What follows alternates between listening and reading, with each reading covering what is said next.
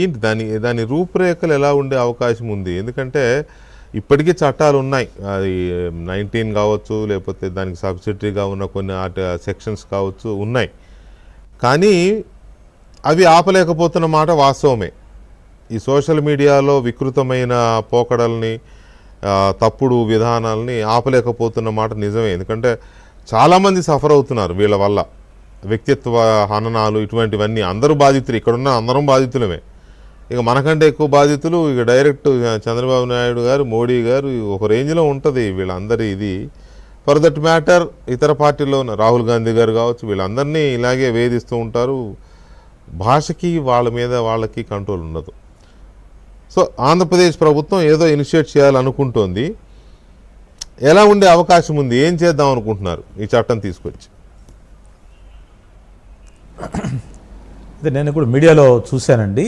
ఈ ప్రభుత్వం ఆ దిశగా ఆలోచిస్తుంది, ఒక చట్టం తేవాలని ఆలోచిస్తుందని చూశాను నేను.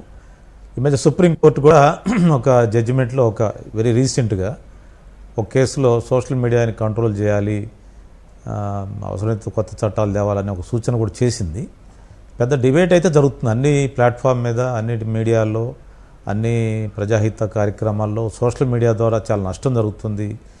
విద్యార్థుల మీద, యువకుల మీద అది చాలా తీవ్రమైన ప్రభావం చూపిస్తూ ఉంది.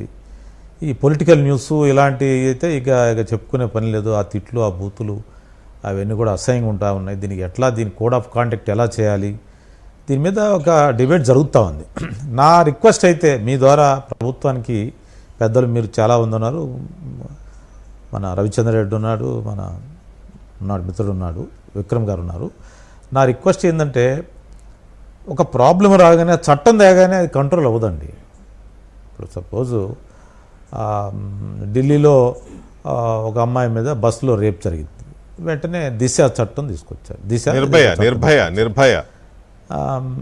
నిర్భయ చట్టం తీసుకొచ్చారు. నిర్భయ చట్టం తీసుకొస్తే రేపులు తగ్గుతాయా? అట్లనే హైదరాబాద్లో ఒక అమ్మాయిని రేప్ చేస్తే ఎన్కౌంటర్ చేసి అదేదో ఇంకా రేపులు అయిపోయినట్టుగా ఇది చేశారు. దిశ చట్టం అని చెప్పి ఇక్కడ జగన్మోహన్ రెడ్డి గారు పెద్ద వీరుల్లాగా దిశ చట్టం తెచ్చి నేను ఇక్కడ అసలు గుండెల్లో నిద్రపోతాను అన్న, జగన్ అన్నకు ఫోన్ చేస్తూ వచ్చి చేస్తాను. ఆయన ఇంటి పక్కనే జరిగింది. అన్న రెండో రోజే ఇంటి పక్కనే జరిగింది, జగన్ తాడేపల్లిలో జరిగింది. అందువల్ల ఇవన్నీ దీన్ని ఒక లెజిస్లేటివ్ బాడీకో గవర్నమెంట్కో వదిలేయటమే కాకుండా సివిల్ సొసైటీలో, సభ్య సమాజంలో చర్చ జరగాలండి. ఈరోజు రవి యాదవ్ ఎమ్మెల్సీ మాట్లాడాడు. దీని మీద సివిల్ సొసైటీ చర్చ జరగాలి. దాని మీద అతన్ని ఒక ఎక్స్క్లూడెడ్ మనిషిలాగా, అతను వెలివేయబడ్డ మనిషిలాగా చూడాలి అతన్ని. అలా చేసే వాళ్ళని ఆ కుటుంబం నుంచి కూడా ఒత్తిడి రావాలి. ఏది నువ్వు ఇంత అసహ్యంగా మాట్లాడావు, మళ్ళీ ఎలా వచ్చావు అని చెప్పుకునే పరిస్థితి ఉండాలి.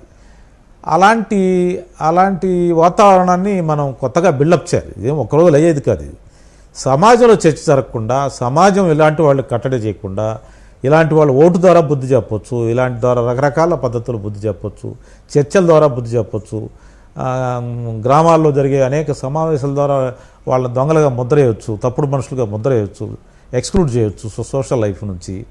అలాగా కూడా ప్రయత్నం జరగాలి. చట్టమే, నేను చట్టం వద్దని అంటలా.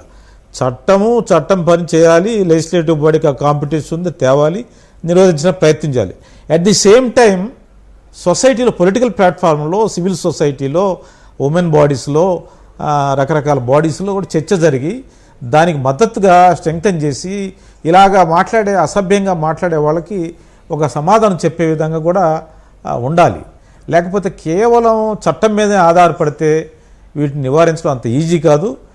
పెద్ద చైనా లాంటి కంట్రీలో చాలా అథారిటేరియన్ గవర్నమెంట్స్ ఉండే దగ్గర కూడా సాధ్యం కావట్లేదు. అందువల్ల సొసైటీయే దీనికి మందు. సివిల్ సొసైటీని అరెస్ట్ చేయాలి, డిబేట్ చేయాలి, పొలిటికల్ ప్లాట్ఫామ్లో డిబేట్ చేయాలి, పబ్లిక్ లైఫ్లో డిబేట్ చేసి వీళ్ళని మీడియాలో డిబేట్ చేయాలి, పత్రికలు రావాలి, చర్చ జరగాలి, మహిళా సంఘాలు చర్చ జరగాలి. మహిళలు ఆర్ ది వెరీ వనరబుల్ అండి. దీంట్లో మహిళలు ఎంత అసహ్యంగా చూపిస్తున్నారు సోషల్ మీడియాలో. అవును, ఎంత దుర్మార్గంగా చూపిస్తున్నారు. మరి దాని మీద వాళ్ళందరూ మాట్లాడాలి, వాళ్ళంతా చర్చ జరగాలి, ఆ కుటుంబాల నుంచి నిరసన రావాలి. అలాగా వస్తే ఇటు చట్టం పని చేస్తుంది, చట్టం తీసుకురావాలి, దానికోసం ఆలోచించమని ప్రభుత్వాన్ని. But in addition to that civil సొసైటీలో డిబేట్ జరగాలి, జరిగితే తప్పితే కొంత కంట్రోల్ చేయటం దీని అంత ఈజీ కాదు. మొత్తం ఈ సొసైటీలోనే దీని మీద చర్చ జరిగి కొంత నివారించగలుగుతాం, నిర్మూలించి కొంత బ్రేక్ వేయగలుగుతాం, కానీ పూర్తిగా దీన్ని